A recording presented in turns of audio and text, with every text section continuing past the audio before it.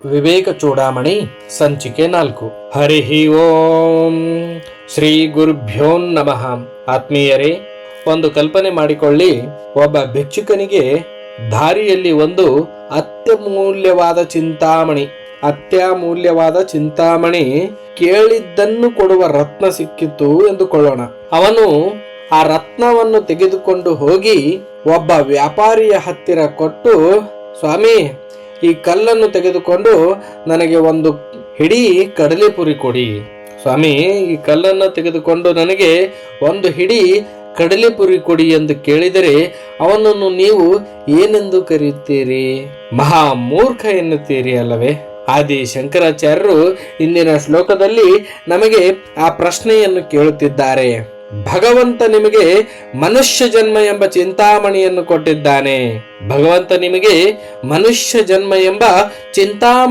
ಕೊಟ್ಟಿದ್ದಾನೆ. ಇದರ ಮೂಲಕ ನೀವು ಶಾಶ್ವತವಾದ ಮೋಕ್ಷವನ್ನೇ ಪಡೆಯಬಹುದು. ಹಾಗಿರುವಾಗ ಈ ಜನ್ಮವನ್ನು ಕೇವಲ ಊಟ, ನಿದ್ರೆ, ಲೌಕಿಕ ಸುಖ ಎಂಬ ಕಡಲೆಪುರಿಗಾಗಿ ವ್ಯರ್ಥ ಮಾಡುತ್ತಿದ್ದೀರಲ್ಲ, ನೀವು ಆತ್ಮಹತ್ಯೆ ಮಾಡಿಕೊಳ್ಳುತ್ತಿದ್ದೀರಿ ಎಂದು ಗುಡುಗಿದ್ದಾರೆ. ಇದು ಅತ್ಯಂತ ಗಂಭೀರವಾದ ಶ್ಲೋಕ. ನಮ್ಮನ್ನು ನಾವು ತಿದ್ದಿಕೊಳ್ಳಲು ಇರುವ ಕನ್ನಡಿ. ಬನ್ನಿ, ಆಚಾರ್ಯರ ಎಚ್ಚರಿಕೆಯ ಮಾತುಗಳನ್ನ ಮೊದಲು ಪಠಿಸೋಣ. ಲಬ್ಧ್ವಾ ಕಥಂಚಿನ್ನರ ಜನ್ಮ ದುರ್ಲಭಂ ತತ್ರಾಪಿ ಪುಂಸ್ತ್ವಂ ಶ್ರುತಿಪಾರದರ್ಶನಂ ಯಸ್ವಾತ್ಮ ಮುಕ್ತೌ ನಯತೇತ ಮೂಢಧೀಹಿ ಸಾಹ್ಯಾತ್ಮಃ ಸ್ವಂ ವಿನಿಹಂತ್ಯ ಸದ್ಗ್ರಹಾತ್. ಶ್ಲೋಕದ ಮೊದಲ ಪದವೇ ಮಾರ್ಮಿಕವಾಗಿದೆ. ಲಬ್ಧ್ವಾ ಕಥಂಚಿತ್ ಎಂದರೆ ಹೇಗೋ, ಯಾವುದೋ ಭಾಗ್ಯದಿಂದ ಕಷ್ಟಪಟ್ಟು. ಶೃಂಗೇರಿ ಜಗದ್ಗುರು ಶ್ರೀ ಚಂದ್ರಶೇಖರ ಭಾರತೀ ಸ್ವಾಮಿಗಳು ಇಲ್ಲಿ ಒಂದು ಸುಂದರವಾದ ವಿವರಣೆ ನೀಡುತ್ತಾರೆ. ನಾವು ಮನುಷ್ಯರಾಗಿ ಹುಟ್ಟಿದ್ದೇವೆ ಎಂದು ಅಹಂಕಾರ ಪಡುವ ಹಾಗಿಲ್ಲ. ಯಾಕೆಂದರೆ ಇದು ನಮ್ಮ ಪ್ಲಾನಿಂಗ್ ಅಲ್ಲ. ಸಮುದ್ರದಲ್ಲಿ ತೇಲುವ ಒಂದು ಕಟ್ಟಿಗೆಯ ತುಂಡು ಆಕಸ್ಮಿಕವಾಗಿ ದಡ ಸೇರಿದರೆ ಹೇಗೋ ಹಾಗೆ ಅನಂತ ಕೋಟಿ ಜೀವರಾಶಿಗಳ ಚಕ್ರದಲ್ಲಿ ತಿರುಗುತ್ತಾ ಯಾವುದೋ ಸುಕೃತದ ಫಲವಾಗಿ ಈ ಜನ್ಮ ಸಿಕ್ಕಿದೆ. ಇದು ಲಾಟರಿ ಹೊಡೆದಂತೆ. ಆಚಾರ್ಯರು ಹೇಳ್ತಾರೆ, ಇಷ್ಟು ಕಷ್ಟಪಟ್ಟು ಸಿಕ್ಕ ಈ ಜನ್ಮವನ್ನು ಮತ್ತೆ ಕಳೆದುಕೊಳ್ಳಲು ನಿಮಗೆ ಮನಸ್ಸಾದರೂ ಹೇಗೆ ಬರುತ್ತದೆ? ಈ ಜನ್ಮ ಸಿಕ್ಕಿರುವುದು ಭೋಗಕ್ಕಲ್ಲ, ಯೋಗಕ್ಕೆ. ಈ ಸತ್ಯವನ್ನು ಮರೆತರೆ ಸಿಕ್ಕ ಲಾಟರಿ ಟಿಕೆಟ್ ಅನ್ನು ಹರಿದು ಹಾಕಿದಂತೆ. ಮುಂದಿನ ಸಾಲು, ತತ್ರಾಪಿ ಪುಂಸ್ತಂ ಶ್ರುತಿಪಾರ ದರ್ಶನಂ. ಕೇವಲ ಮನುಷ್ಯನಾದರೆ ಸಾಲದು, ಪುರುಷಾರ್ಥ ಸಾಧಿಸುವ ಶಕ್ತಿ ಬೇಕು ಎಂದು ಹಿಂದೆಯೇ ನೋಡಿದೆವು. ಇಲ್ಲಿ ಇನ್ನೂ ಒಂದು ಹೆಜ್ಜೆ ಮುಂದೆ ಹೋಗಿ ಶ್ರುತಿಪಾರ ದರ್ಶನಂ ಎನ್ನುತ್ತಾರೆ. ಅಂದರೆ ವೇದ ಶಾಸ್ತ್ರಗಳ ಪರಿಚಯವಿರುವುದು. ನೋಡಿ, ಇವತ್ತು ನಮಗೆ ಭಗವದ್ಗೀತೆ ಓದಲು ಬರುತ್ತದೆ, ಉಪನಿಷತ್ತುಗಳ ಹೆಸರು ಗೊತ್ತು, ವಿವೇಕ ಚೂಡಾಮಣಿಯಂತಹ ಗ್ರಂಥಗಳ ಪರಿಚಯವಿದೆ. ಅಂದರೆ ನಮಗೆ ದಾರಿ ಮತ್ತು ಗುರಿ ಎರಡೂ ಗೊತ್ತಿದೆ. ಕತ್ತಲಲ್ಲಿ ಇರುವವನು ಹಳ್ಳಕ್ಕೆ ಬಿದ್ದರೆ ಅದು ಅಜ್ಞಾನ. ಆದರೆ ಕೈಯಲ್ಲಿ ದೀಪವಿದ್ದು ಹಳ್ಳಕ್ಕೆ ಬಿದ್ದರೆ ಅದು ಅಕ್ಷಮ್ಯ ಅಪರಾಧ. ನಮಗೆ ಶಾಸ್ತ್ರದ ಅರಿವಿದ್ದರೂ, ಬುದ್ಧಿಶಕ್ತಿ ಇದ್ದರೂ ನಾವು ಮೋಕ್ಷದ ಕಡೆಗೆ ಹೆಜ್ಜೆ ಹಾಕುತ್ತಿಲ್ಲವಲ್ಲ. ಇದೇ ದೊಡ್ಡ ದುರಂತ ಎಂದು ಶಂಕರರು ವಿಷಾದ ವ್ಯಕ್ತಪಡಿಸುತ್ತಿದ್ದಾರೆ. ಈಗ ಬರೋಣ ಶ್ಲೋಕದ ಅತ್ಯಂತ ಮುಖ್ಯ ಮತ್ತು ಕಠಿಣವಾದ ಭಾಗಕ್ಕೆ. ಯಸ್ತು ಆತ್ಮ ಮುಕ್ತೌ ನಯತೇತ ಮೂಢಧೀ. ಯಾರು ಇಷ್ಟೆಲ್ಲ ಅನುಕೂಲವಿದ್ದರೂ ತನ್ನ ಮುಕ್ತಿಗಾಗಿ ಪ್ರಯತ್ನ ಮಾಡುವುದಿಲ್ಲವೋ ಅವನು ಮೂಢಧೀ, ಮಂದ ಬುದ್ಧಿಯವನು, ಮೂರ್ಖ. ಶಂಕರಾಚಾರ್ಯರಂತಹ ಪರಮಹಂಸರು, ಕರುಣಾಮಯಿಗಳು ಮೂರ್ಖ ಎಂದು ಬೈಯಬಹುದೇ? ಮಹಾಸ್ವಾಮಿಗಳು ಹೇಳ್ತಾರೆ, ಇದು ಬೈಗುಳವಲ್ಲ, ಇದು ರೋಗ ನಿರ್ಣಯ. ಒಬ್ಬ ವ್ಯಕ್ತಿ ಅಮೃತದ ಬದಲು ವಿಷಯ ಕುಡಿಯುತ್ತಿದ್ದರೆ ಅವನನ್ನು ಬುದ್ಧಿವಂತ ಎನ್ನಲು ಸಾಧ್ಯವೇ? ನಾವು ಕ್ಷಣಿಕವಾದ ಸುಖಕ್ಕಾಗಿ ಶಾಶ್ವತವಾದ ಆನಂದವನ್ನು ತ್ಯಾಗ ಮಾಡುತ್ತಿದ್ದೇವಲ್ಲ.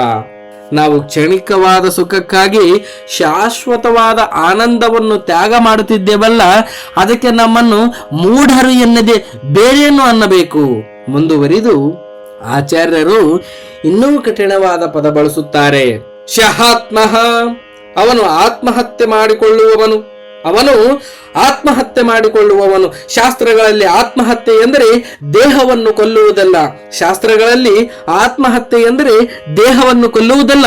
ಈಶಾವಾಸ್ಯ ಉಪನಿಷತ್ ಹೇಳುತ್ತದೆ, ಅಸೂರ್ಯ ನಾಮತೆ ಲೋಕ ಏಕೆ ಚಾತ್ಮಹನೋ ಜನಃ. ಯಾರು ಆತ್ಮವನ್ನು ಕಡೆಗಣಿಸುತ್ತಾರೋ, ಯಾರು ನಾನು ಕೇವಲ ದೇಹ ಎಂದು ತಿಳಿದು ಆತ್ಮವನ್ನು ಅಜ್ಞಾನದ ಕತ್ತಲೆಯಲ್ಲಿ ಮುಚ್ಚಿಡುತ್ತಾರೋ ಅವರು ಆತ್ಮಹತ್ಯೆ ಮಾಡಿಕೊಳ್ಳುವವರು. ಜೀವಂತವಾಗಿರುವಾಗಲೇ ನಮ್ಮೊಳಗಿನ ಚೈತನ್ಯವನ್ನು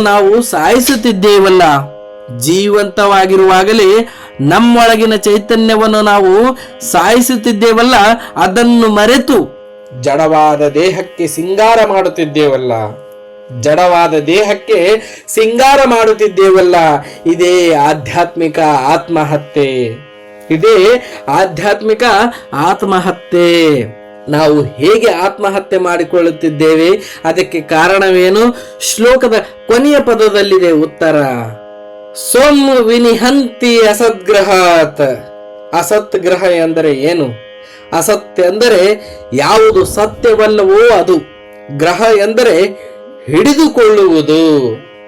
ಈ ದೇಹ ಶಾಶ್ವತವಲ್ಲ, ಆದರೂ ಇದೇ ನಾನು ಎಂದು ಹಿಡಿದುಕೊಂಡಿದ್ದೇವೆ. ಹಣ ಶಾಶ್ವತವಲ್ಲ, ಆದರೂ ಅದೇ ಸರ್ವಸ್ವ ಎಂದು ಹಿಡಿದುಕೊಂಡಿದ್ದೇವೆ. ಸಂಬಂಧಗಳು ಶಾಶ್ವತವಲ್ಲ, ಆದರೂ ಅವರೇ ನನ್ನವರು ಎಂದು ಅಂಟಿಕೊಂಡಿದ್ದೇವೆ. ಶೃಂಗೇರಿ ಶ್ರೀಗಳು ಒಂದು ಅದ್ಭುತ ಉದಾಹರಣೆ ಕೊಡುತ್ತಾರೆ. ಮೊಸಳೆ ನೀರಿನಲ್ಲಿ ಇರುತ್ತದೆ. ಮನುಷ್ಯನು ತಾನಾಗಿಯೇ ಹೋಗಿ ಆ ಮೊಸಳೆಯ ಬಾಯಿಗೆ ಕೈ ಕೊಟ್ಟು ನನ್ನನ್ನು ಹಿಡಿದಿಕೋ ಎಂದರೆ ಹೇಗೆ? ಹಾಗೆ ನಾವು ಈ ವಿಷಯ ಸುಖಗಳಿಗೆ ಜೋತು ಬಿದ್ದು ನಮ್ಮ ನಾಶವನ್ನು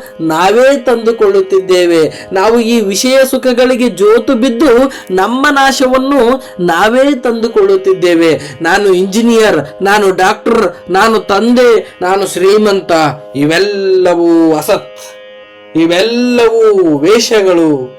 ಈ ವೇಷವನ್ನೇ ನಿಜವೆಂದು ನಂಬಿ ಒಳಗಿರುವ ನಟನನ್ನು, ಯಾರು ಆತ್ಮವನ್ನು ಮರೆತರೆ ಅದುವೇ ಸ್ವಂ ವಿನಿಹಂತಿ, ತನ್ನನ್ನು ತಾನು ಕೊಂದುಕೊಂಡಂತೆ. ಬಂಧುಗಳೇ, ಈ ಶ್ಲೋಕವನ್ನ ಕೇಳಿ ನಿಮಗೆ ಭಯವಾಗಿದ್ದರೆ ಶಂಕರಾಚಾರ್ಯರ ಉದ್ದೇಶ ಸಫಲವಾಯಿತು ಎಂದರ್ಥ. ಹೌದು, ನಮಗೆ ಭಯ ಬರಬೇಕು. ಇಷ್ಟು ದಿನ ನಾವು ಕಳೆದು ಬಿಟ್ಟ ಸಮಯದ ಬಗ್ಗೆ ಪಶ್ಚಾತ್ತಾಪ ಬರಬೇಕು.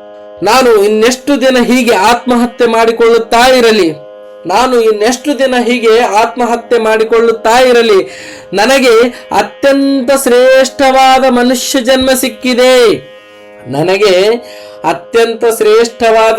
ಜನ್ಮ ಸಿಕ್ಕಿದೆ. ಗುರುಗಳ ಉಪದೇಶ ಸಿಗುತ್ತಿದೆ. ಇನ್ನಾದರೂ ನಾನು ನನ್ನ ಸ್ವರೂಪವನ್ನು ತಿಳಿಯಲು ಪ್ರಯತ್ನಿಸಬೇಡವೇ? ನಿಮ್ಮನ್ನು ನೀವೇ ಪ್ರಶ್ನಿಸಿಕೊಳ್ಳಿ. ಇನ್ನಾದರೂ ನಾನು ನನ್ನ ಸ್ವರೂಪವನ್ನು ತಿಳಿಯಲು ಪ್ರಯತ್ನಿಸಬೇಡವೇ ಎಂದು ನಿಮ್ಮನ್ನು ನೀವೇ ಪ್ರಶ್ನಿಸಿಕೊಳ್ಳಿ. ಶಂಕರರ ಕರುಣೆ ಅಪಾರ. ಅವರು ನಮ್ಮನ್ನು ಹೆದರಿಸಿ ಬಿಟ್ಟು ಬಿಡುವುದಿಲ್ಲ.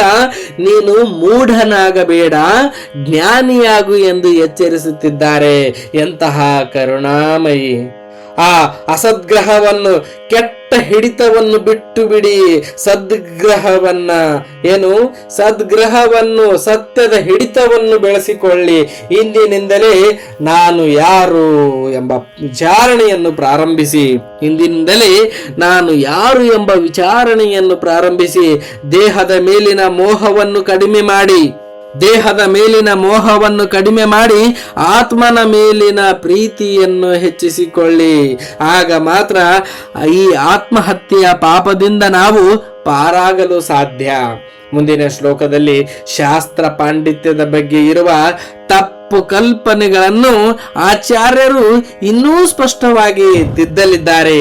ಅಲ್ಲಿಯವರೆಗೆ ಈ ಎಚ್ಚರಿಕೆಯ ಗಂಟೆ ನಿಮ್ಮ ಕಿವಿಯಲ್ಲಿ ರಿಂಗಣಿಸುತ್ತಿರಲಿ. ಸರ್ವೇ ಜನಃ ಸುಖಿನೋ ಭವಂತು. ಹರಿ ಓಂ ತತ್ಸತ್.